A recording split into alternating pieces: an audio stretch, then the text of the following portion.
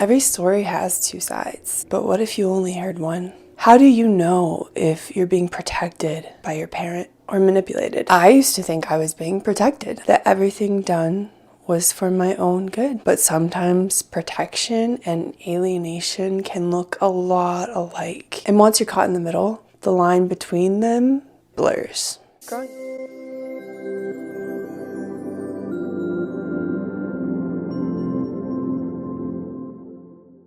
Hi, I'm Maddie and welcome back to the Anti-Alienation Project.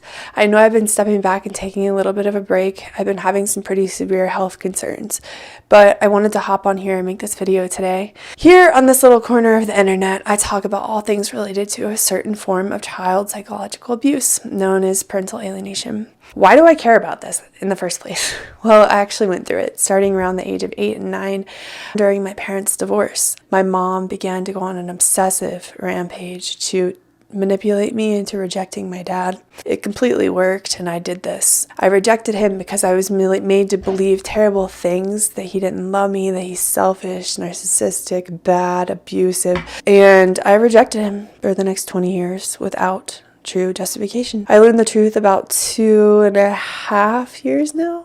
And anyway, since then I've been on this journey to heal and rebuild my relationship with my dad and also speak out about this form of abuse. Not a lot of people know what it's called, but it's actually very common, and you'll find people everywhere that have been through this. So that's a little about me. Let's get in today's video. Growing up, I heard a lot of stories about my parent. Stories maybe meant to protect me, or at least that's what I was told. I was made to believe I had one good parent and one bad parent. I was told that my quote-unquote bad parent was dangerous, selfish, unreliable, and didn't love me. That every minute I spent away from them was another bullet I dodged. As a kid, I believed everything that my good parent made me believe. The fear felt real. I'd been told all the horror stories so many times, I believed them. To me, they were real.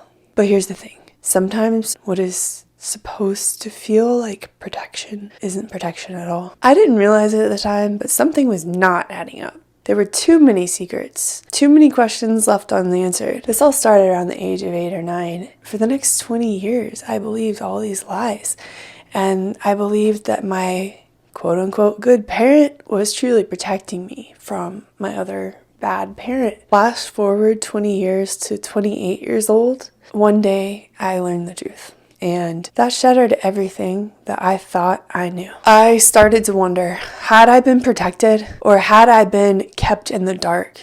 Had I been manipulated? Had I been turned against someone who never had the chance to explain themselves? Parental alienation can look like a whole lot of different things. Sometimes it's obvious, bad-mouthing, denigration, blatant manipulation, but other times it's very subtle. It can be disguised as protection. And that's where this gets really dangerous. The problem is, who gets to decide what protection looks like? And when does protection cross the line into alienation? Is it when one parent constantly undermines and belittles the other?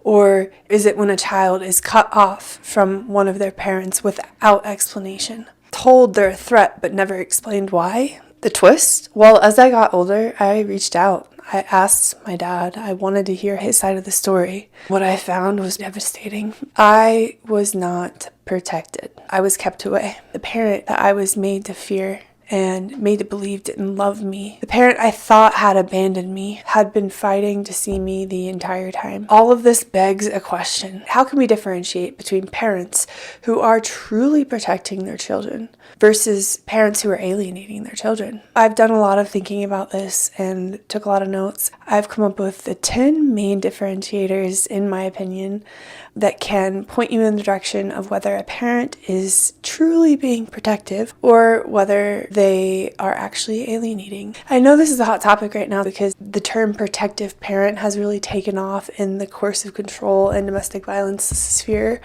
People have been proclaiming themselves as protective parents, and I see a lot of this. So I think this video is really relevant, and hopefully it can help some people differentiate between a parent who's truly protecting their child and wants the best for their child and a parent who is actually manipulating their child and trying to destroy that child's relationship with their other parent.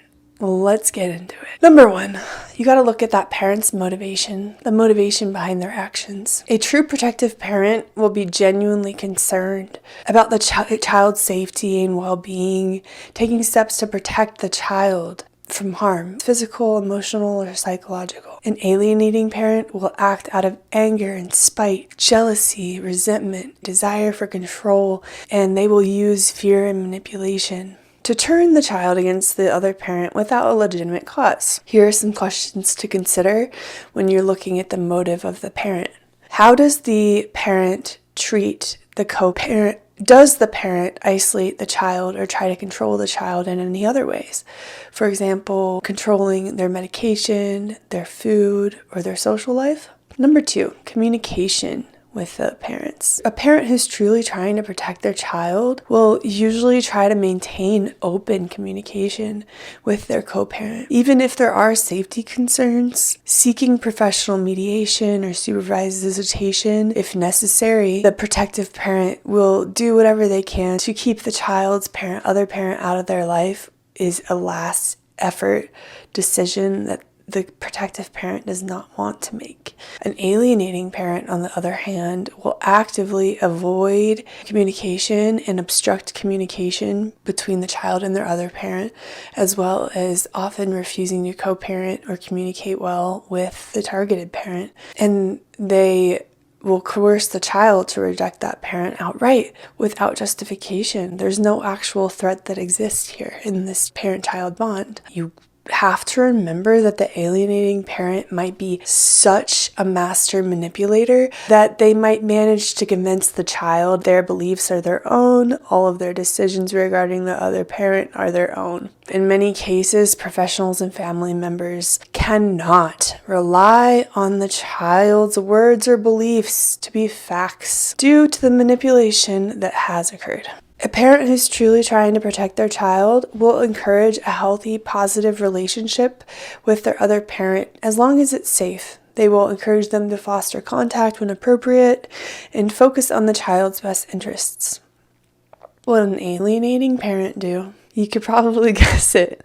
They will actively discourage that child to have a relationship with their other parent. They will sabotage the child's relationship with the other parent. They will criticize and badmouth the child's other parent.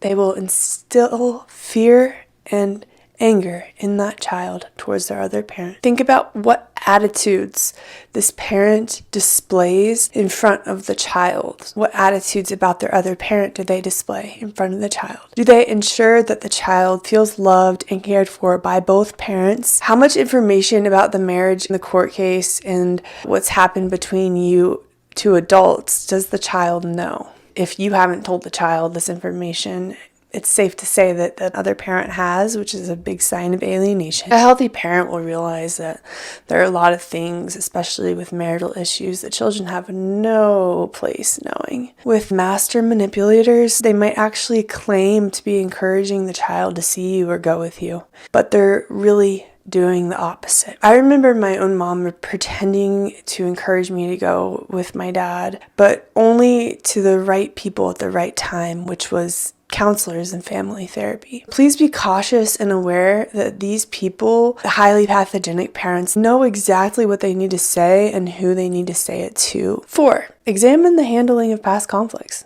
A protective parent will acknowledge past conflicts with the other parent, but will separate that from the child's relationship, not projecting their personal issues onto the child.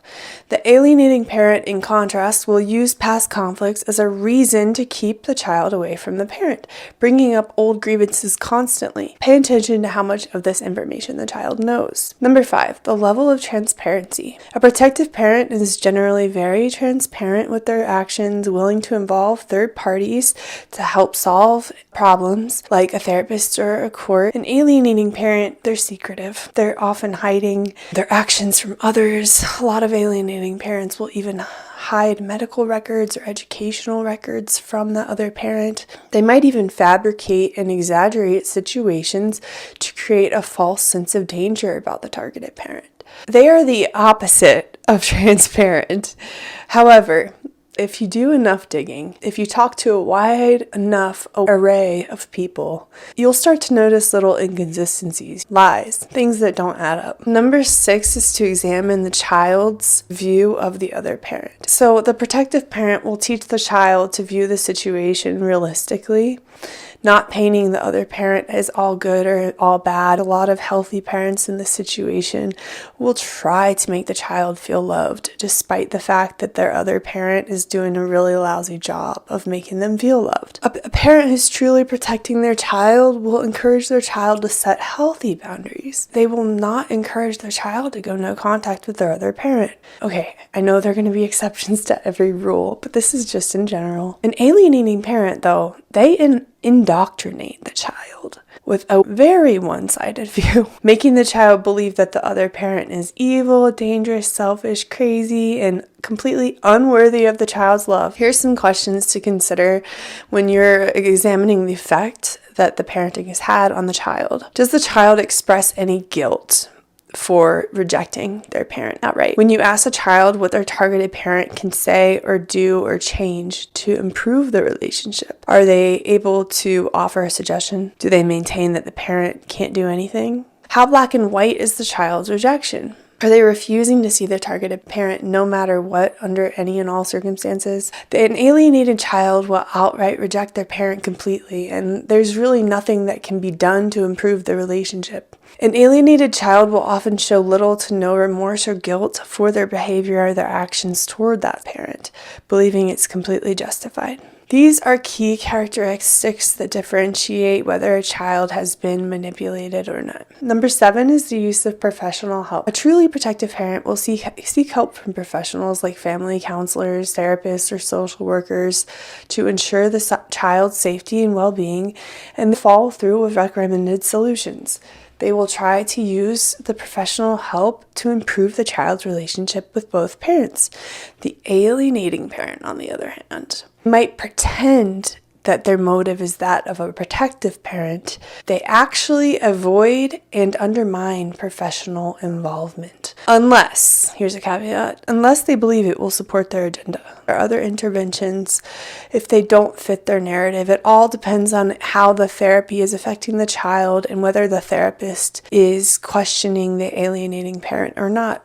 Often these parents will get a new therapist if they're being questioned by the current one. That's as simple as that. They'll do a lot of doctor shopping, therapist shopping. Please keep in mind, these parents know exactly what to say, exactly who to say it to and when to say it. They're very smart, a lot of these people. They will often pretend to comply with professionals. They will often pretend that they're trying to help their child, especially if they're more covert. They're actually trying to manipulate the professionals. A simple way that alienating parents can easily manipulate the professionals, and they do this almost every single time, is that they have to be the first one to approach the professional, whether that's a doctor, a therapist, a teacher, a social worker, no matter what.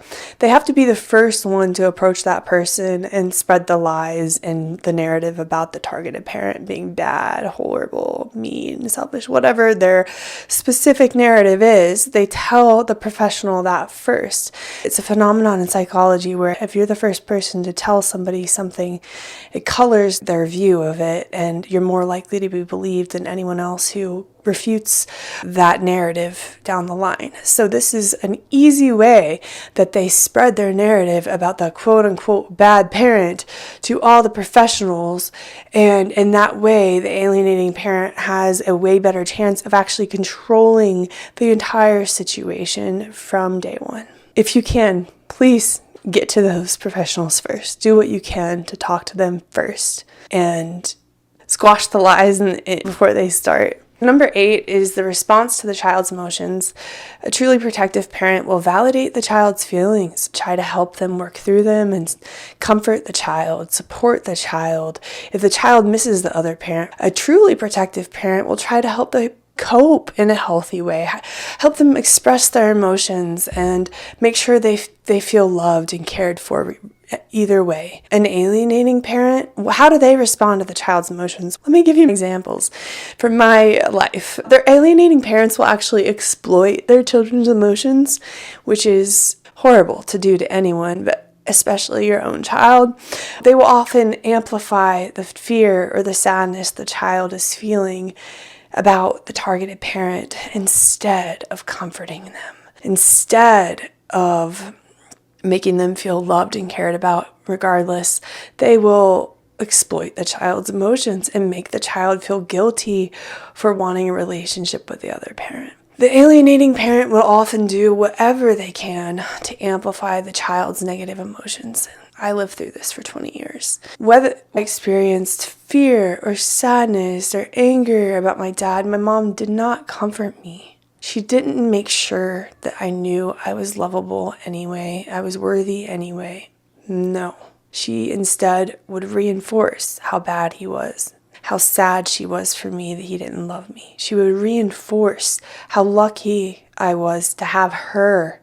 At least I have one parent who loves me. They will absolutely exploit the child's emotions. Number 9 is a willingness to co-parent. True protective parents have a willingness to co-parent. They want to find constructive solutions. They don't want their child to lose their other parent. Even when it's difficult, they will prioritize the child's needs over their own. And this is one that can really help if you're wondering if somebody is a true protective parent or not. Because look at their willingness to co-parent and their willingness to want that child to have their other parent in their life, and not whether they say they do, because they might just very well say whatever they need to say, but whether their actions show that that's what they want. An alienating parent will refuse to cooperate with their co-parent, seeing them as their adversary, their enemy. They might outright reject any attempts to co-parent, or they might make unilateral decisions about the child's life. This goes to withholding information and not keeping the other parent in the loop.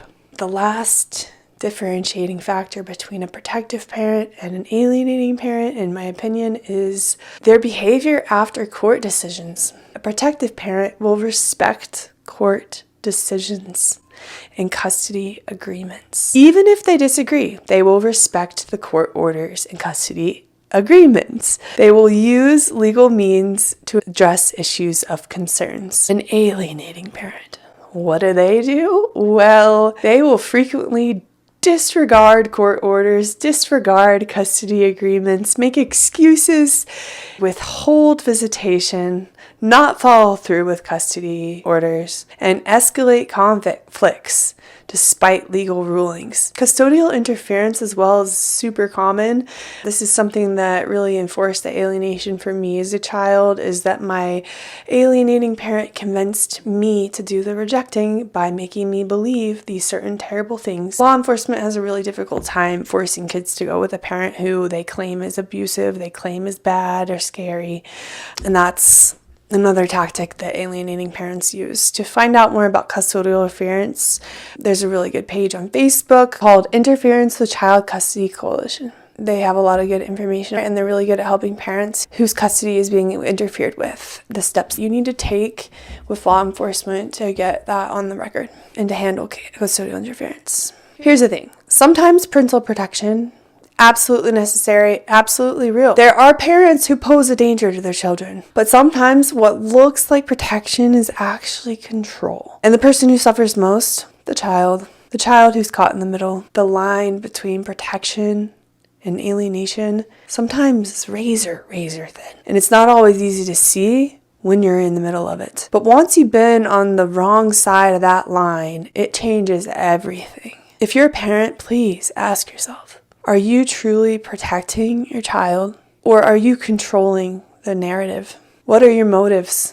And if you're a child like I was, know this: the truth always has a way of coming out, no matter how hard someone tries to bury it. I learned all of this the hard way, and now I will never let anyone else control my story again.